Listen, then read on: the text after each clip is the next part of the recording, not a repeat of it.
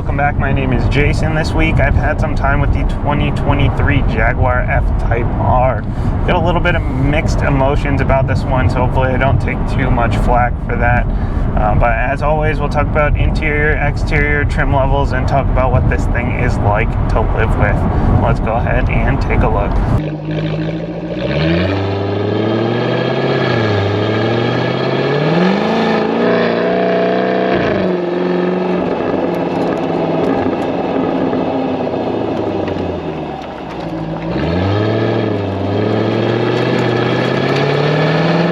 Desired deep red ultra metallic paint covers this 2023 Jaguar F-Type R for $4,500, and we're low slung at 3.94 inches of ground clearance, sitting at 103 inch wheelbase.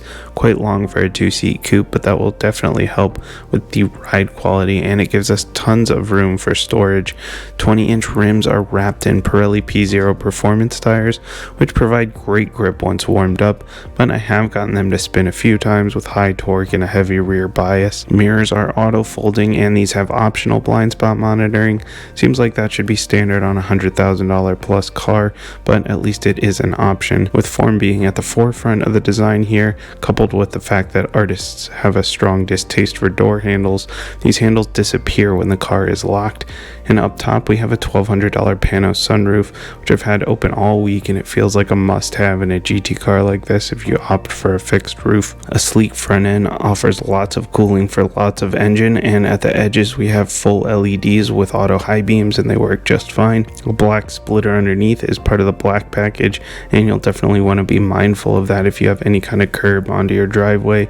Under the hood, of course, is that big old supercharged V8 offering 575 horsepower and 516 pound-feet of torque. Around back we've got LED tails above an absolutely beautiful sounding quad exhaust, and the standard power liftgate opens up to a surprisingly large 14.4 cubic feet of space. That's more than a lot of sedans, but it does drop to about half of that if you opt for the topless model. And at the tip of the trunk lid is a small wing. At 70 miles per hour, that wing will pop up and block half of your tiny pinhole of a back window. Inside we have light oyster with ebony optioned here, also known as black and white, Windsor leather seats, and a suede headliner. Touch and sight agree that this is a premium interior through and through. These are power adjustable seats with memory settings controlled with switches on the door, and they're certainly more than comfortable enough to sit in for long periods of time. Heated and cooled seats for an $800 charge. Again, seems like that should be standard at this price point. The steering wheel is also heated, as is the windshield, thanks to the $1,100 climate package. That also gives us 2-zone climate control. Jaguar likes to use multi-purpose knobs for climate and seat temp, but changing the active vents does require going through the infotainment. More design detail here, as we have big central vents that disappear while not in use. Infotainment feels dated and laggy, and I'm a little annoyed that we don't have wireless Android Auto and CarPlay, or anywhere to put my phone for that matter, but all your standard features live in here. Music from the system pumps through a 10-speaker Meridian sound system, or in this case $900 gives us a great sounding 12-speaker Meridian sound system with 2 subwoofers. This space is not very big, so 12 speakers truly is surround sound. The leather-wrapped steering wheel is comfortable enough with standard infotainment and adaptive cruise buttons. Above it is a super clear digital gauge cluster that matches the F-Pace I was in earlier this year. We have a few different layout options available and some added customization options for fuel economy, performance, and any number of other pieces of information you might want to see. Alright, so we have 3 different trim levels here. We've got an F-Type, an F-Type R Dynamic, and an F-Type R. Each of those you can get in either a coupe or convertible format. This one here is F-Type R Coupe, so all the way at the top spec. Now, Jaguar has leaned into the supercharged V8, so it doesn't matter what trim level you get a supercharged V8, which is awesome. No more turbo 4, no more supercharged V6, at least not here in the States. But there are some differences. In the lower trims, you're only making 444 horsepower. This one we're squeezing out 575 horsepower, so quite a bit of difference. 516 pound-feet of torque, 3,500 RPM up to 5,000 RPM. And as much as I hate 0 to 60 times, I know people like to hear them. 3.5 seconds in this one. The lower trims get 4.4 seconds to 60. So quite a bit of difference. This thing can definitely move despite being big and heavy, 3,900 pounds, which is pretty heavy for a coupe, but it also has all-wheel drive here on the top two specs. The regular F-Type is rear drive only. Here we are in the all-wheel drive version in the F-Type R. So that does add some weight, but Jaguar did not want to lose the driving dynamics of a rear drive sports car. So most of the time we're sending 100% of the power to the back wheels, and the front wheels will kind of kick in as needed. Double wishbone front and rear suspension, and we're sitting at about 103-inch wheelbase, which again is quite long for a two-seat coupe, but that does help with ride quality. Ride quality is very good here, even though we are on these big 20-inch wheels, and the adaptive suspension helps with that as well. And you can actually adjust your suspension, you can adjust your throttle response, you can adjust your suspension, you can adjust your shift points. It never really gets harsh, even in the dynamic mode setting for the suspension. It never really gets super harsh though.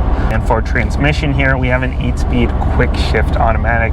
There is no more manual. There hasn't been for a few years now, but this transmission does live up to its name.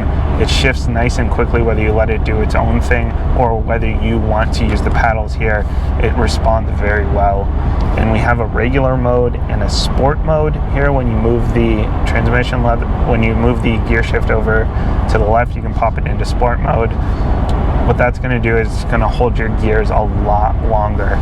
And the other thing it's going to do is if you decide you want to shift for yourself and use these paddle shifters, in the regular drive mode, if you let it go for a little bit without touching one of them, then it's going to put it back into regular drive mode. Whereas if you have it in sport mode and you start using the paddles, it's going to leave you in manual mode. Even if you want to go deep into redline, it's not going to auto upshift for you. Even if you want to let it go for a little while without touching one, it's going to keep you in that sport mode, in that manual.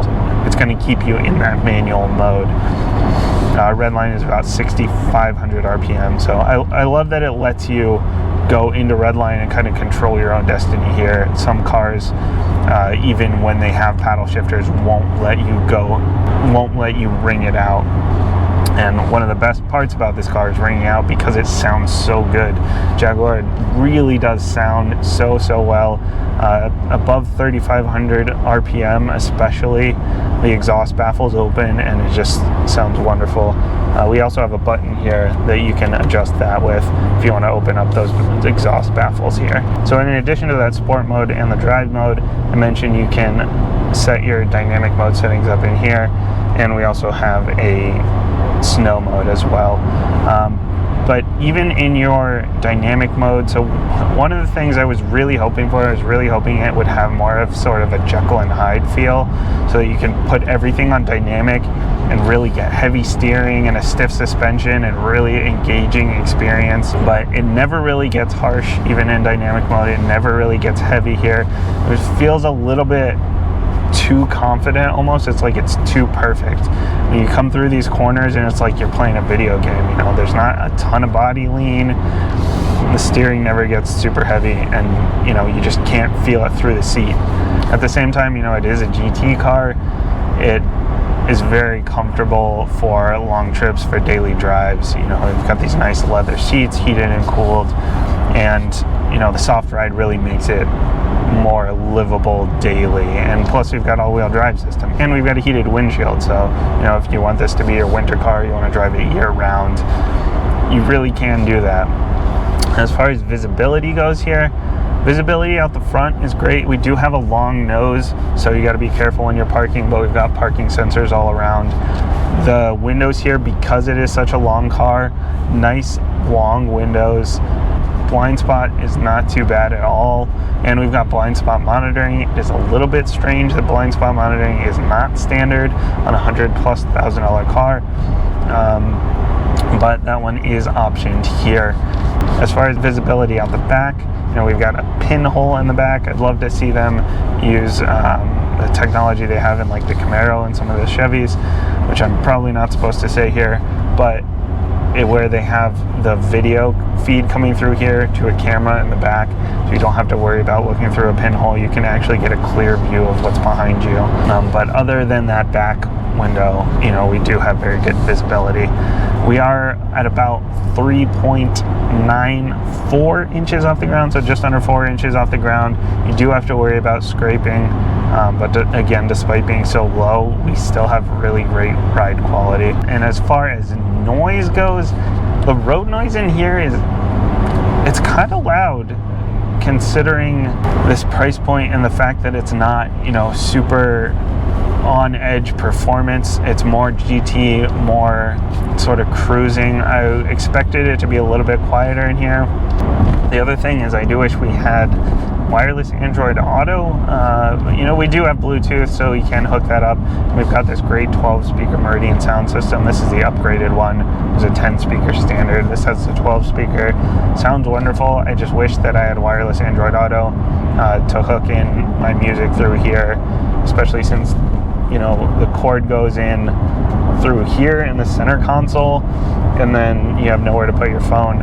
But we still have Bluetooth, so you can still connect that way. I know that's a little bit nitpicky, but at $100,000, I would hope that wireless Android Auto was standard, especially when you get it in a $20,000 car standard at this point. And the infotainment is a little bit dated. It could use some work, and especially with the climate control in through there, adjusting where you want your climate, like which vents you want on and all that. But you do have easy access to the fans, you have easy access to your temperature, as well as your seat heat and cooling, and that's part of the climate package, the seat heat and cooling, as well as the heated windshield.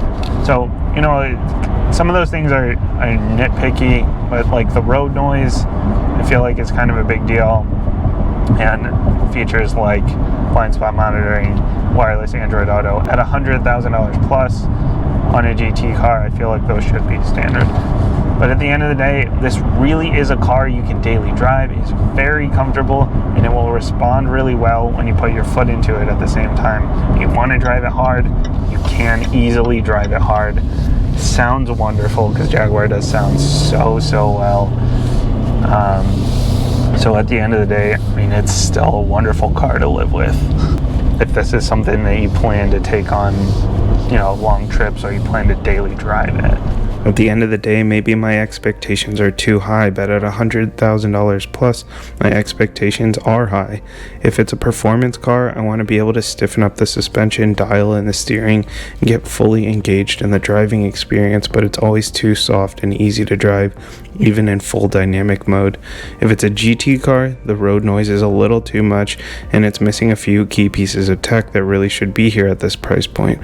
That being said, it's still a very comfortable place to be, and truly could be a year-round daily driver, with a confident all-wheel drive system, a smooth ride, comfortable seats, and the ability to pass at will on the highway or float through tight corners on a back road.